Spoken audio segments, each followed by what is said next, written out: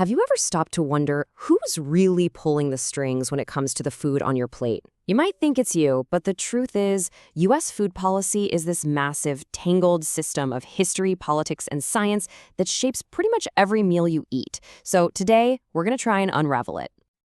Here's the game plan. First, we'll tackle the big puzzle. What's the difference between food security and nutrition security? Then, we'll dive into the history of conflict that got us to where we are today.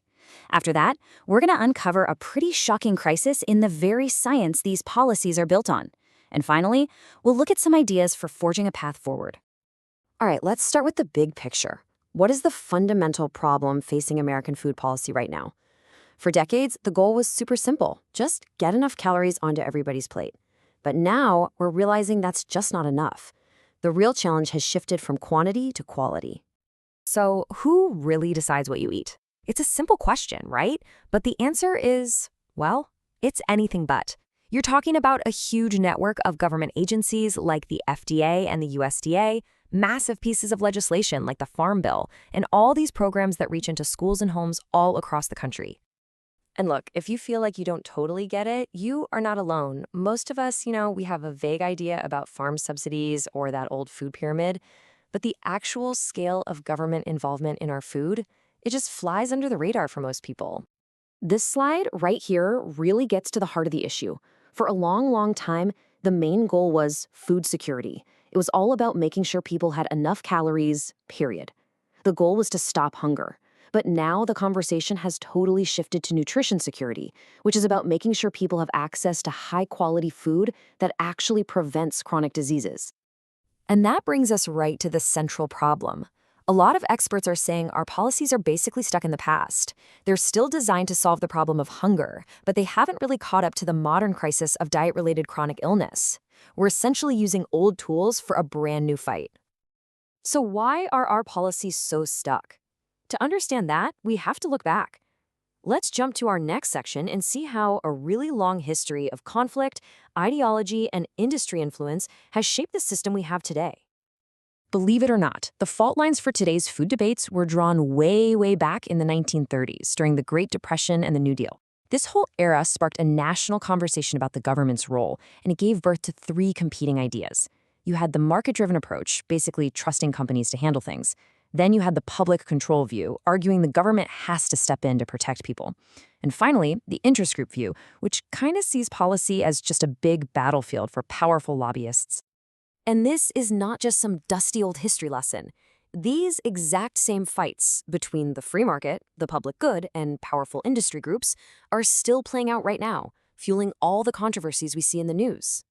Here's a perfect example. Take the official dietary guidelines for Americans. Ever since 1980, every single update has sparked a massive fight. And why? Well, because when the science says we should eat less of something, you can bet the producers of that something, especially industries like meat, are going to push back and push back hard. And it's not just one thing. It's like a perfect storm of controversy. You have the eat less advice clashing with industry profits. Then you have environmental debates getting all tangled up in what we should eat. And on top of all that, the very scientists writing the guidelines are getting hit with accusations of conflicts of interest. It's a mess. Okay, so this brings us to a really critical part of the story, the evidence itself. I mean, we all want policy to be based on science, right? But what happens when that science, the very evidence itself, is in crisis? It turns out that's exactly what's happening.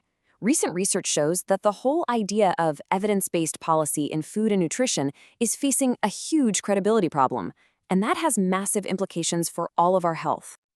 So why is the evidence so shaky? Well, researchers point to a few big reasons. First, conflicts of interest in funding. Who pays for the study can influence the results. Second, findings get misused or cherry-picked to fit an agenda. Third, there are weird incentives in research that can reward certain outcomes. And finally, there's a lack of a really crucial scientific principle called equipoise.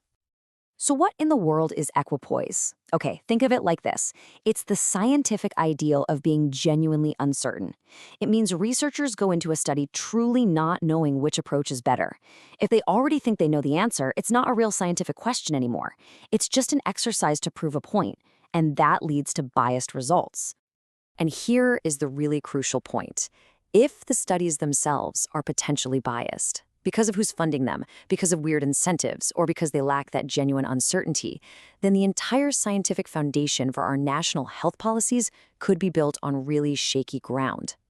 Now, that sounds pretty scary, I know, but it's not the end of the story. So let's move to our final section and see if there's a way we can forge a path forward and actually rebuild trust in the science that's supposed to guide our food policy. Researchers have actually come up with a pretty clear 3-step plan. Step 1, mandate that all the reviews of scientific evidence are done by completely independent groups. Step 2, enforce strict standards for what even counts as good evidence, including that principle of equipoise we just talked about. And step 3, require policies to be updated on the regular as new, credible science comes out. The logic here is actually simple, but it's really powerful. The whole goal is to build a firewall. You want to separate the job of reviewing the science from the policymakers and the industry groups who have a direct stake in what that science says. It's all about making sure the evidence is assessed independently. And the potential payoff here is huge.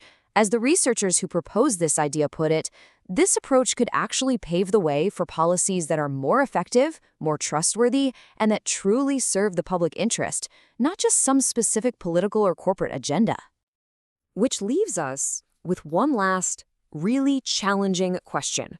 We have a plan to make the science more independent, but in a world with so many competing interests and so much money on the line, can science ever be truly separate from politics? That's not a simple question to answer, and it's one we're all going to have to think about as we move forward. Thanks for digging into this with me.